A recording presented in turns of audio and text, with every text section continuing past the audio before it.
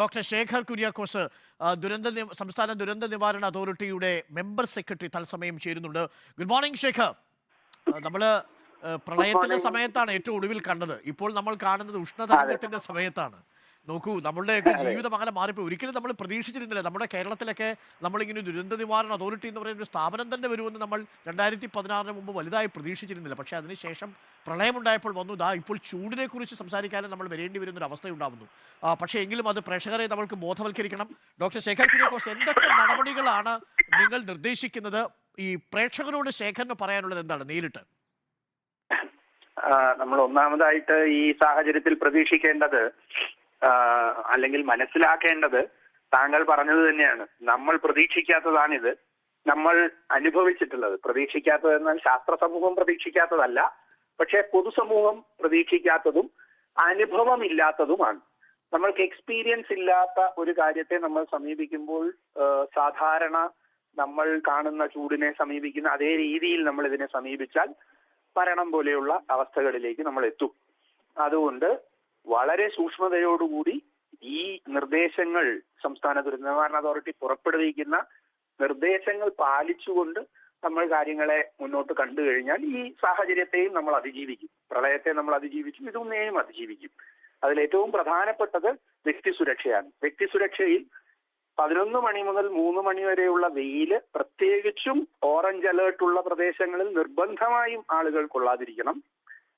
മറ്റ് സ്ഥലങ്ങളിൽ കുട ഉപയോഗിക്കാം. പക്ഷേ ഈ ഓറഞ്ച് അലേർട്ട് പ്രഖ്യാപിക്കപ്പെടുന്നുവെങ്കിൽ, ഇപ്പോൾ രാവിലെ ഓറഞ്ച് അലേർട്ട് പ്രഖ്യാപിക്കപ്പെട്ടിട്ടില്ല, പക്ഷേ മാറ്റമുണ്ടാകാൻ സാധ്യതയുണ്ട്.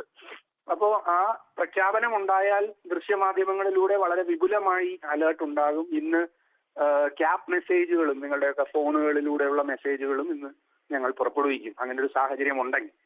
അപ്പോ ആ സാഹചര്യത്തിൽ ആളുകൾ ഈ സമയത്തെ വെയിൽ നേരിട്ട് ഏൽക്കാതിരിക്കാൻ ശ്രദ്ധിക്കുക. ധാരാളം വെള്ളം കുടിക്കണം.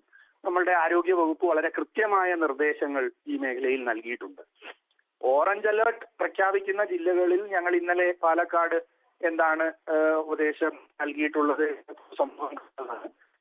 അത് തന്നെ ഇനി ഓറഞ്ച് അലേർട്ട് തൃശ്ശൂർ ജില്ലയ്ക്ക് ഉണ്ടായാലും അത് തന്നെയായിരിക്കും ഞങ്ങൾ ചെയ്യുക. ഇപ്പോൾ മാത്രമാണ് ഓറഞ്ച് അലേർട്ട് ഉള്ളതല്ലേ ശേഖർ? അത് ഇന്നലത്തേക്കായിരുന്നു. ഇന്നത്തെ രാവിലത്തെ ബുള്ളറ്റിനിൽ നമ്മൾ അത് കണ്ടിട്ടില്ല. യെല്ലോ ആണ് പൊതുവിൽ കേരളത്തിന് കാണിക്കുന്നത്. പക്ഷെ സൂക്ഷ്മമായ വിലയിരുത്തലിന് ശേഷം നമ്മളുടെ കാലാവസ്ഥാ വകുപ്പിന്റെ തിരുവനന്തപുരത്തെ മെറ്റ് സെന്റർ കൃത്യതയോടുകൂടി പറയും ഈ സാഹചര്യങ്ങൾക്ക് മാറ്റം ഉണ്ടാകാം ഇന്ന പ്രദേശങ്ങളിലും. അപ്പോഴാണ് നമ്മൾ മാറ്റം പ്രഖ്യാപിക്കുന്നത്. അപ്പൊ നിരന്തരമായി നമ്മൾ കാലാവസ്ഥയെ വിലയിരുത്തിക്കൊണ്ട് വേണം ഈ ദിവസത്തെ മുന്നോട്ട് കാണാൻ. ഇനിയുള്ള 3-4 ദിവസവും അങ്ങനെ തന്നെ ആയിരിക്കണം. നമ്മൾക്ക് മഴ കിട്ടുന്ന ഒരു സാഹചര്യം നിലവിലില്ല. ഒരു പ്രധാനപ്പെട്ട അഭ്യർത്ഥന പൊതുസമൂഹത്തിനോടുള്ളത്, പ്രായമായവരും നമുക്ക് ഡിമെൻഷ്യ പോലെയൊക്കെ ഉള്ള രോഗമുള്ളവരും ഒക്കെ ഒറ്റയ്ക്കിറങ്ങി പുറത്തേക്ക് പോകുന്ന സാഹചര്യം ഉണ്ടാകരുത്. അത് പ്രത്യേകം വീട്ടുകാർ പരിഗണിക്കേണ്ടതുണ്ട്. കുട്ടികളെ കളിക്കാൻ വിടുന്ന, ഇപ്പൊ അംഗൻവാടികളും ഒക്കെ നമ്മൾ അവധിയിലാണ്. അപ്പൊ അതുകൊണ്ട് കുട്ടികളുടെ കാര്യത്തിൽ പ്രത്യേക ശ്രദ്ധ കുടുംബാംഗങ്ങൾക്ക് ഉണ്ടാകണം. അവർ ഈ വെയിലേൽക്കുന്നത് ഒഴിവാക്കണം. നമ്മൾ സാധാരണ മറന്നു പോകുന്നത് നമ്മളുടെ ചെറിയ കൂടുകളിൽ അടച്ചിട്ടിരിക്കുന്ന പക്ഷികളെയും നമ്മളുടെ പെറ്റുകളായ പട്ടികളെയും മറ്റ് വിദേശ മൃഗങ്ങളെയും ഒക്കെയാണ്. ഇപ്പൊ കേരളത്തിൽ അത്തരം മൃഗങ്ങളും ഒക്കെ ധാരാളമുണ്ട്.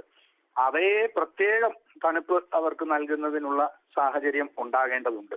അല്ലെങ്കിൽ അവ മരിച്ചു പോവും, ഈ ചത്തുപോകും. ഇതുപോലെയുള്ള നമ്മളുടെ പറമ്പിലൊക്കെ കൊണ്ടുപോയി അവരെ കെട്ടിയിടുന്ന സാഹചര്യം, നമ്മുടെ പശുവിനെയൊക്കെ കെട്ടിയിട്ട് ഈ വെയിലത്ത് വിട്ടാൽ അവർക്ക് മരണം വരെ സംഭവിക്കാം. അപ്പൊ ആ സാഹചര്യം ഒഴിവാക്കാൻ എല്ലാവരും പ്രത്യേകം ശ്രദ്ധിക്കണം. നമ്മളുടെ കാര്യം മാത്രം നോക്കിയാൽ പോരാ, നമ്മൾ വളർത്തുന്ന ജീവികളെയും നമ്മൾ പരിഗണിക്കേണ്ടതുണ്ട്. Thank you doctor Shekhar. Shekhar പറഞ്ഞത് പ്രേക്ഷകർ കേട്ടിട്ടുണ്ടാവും.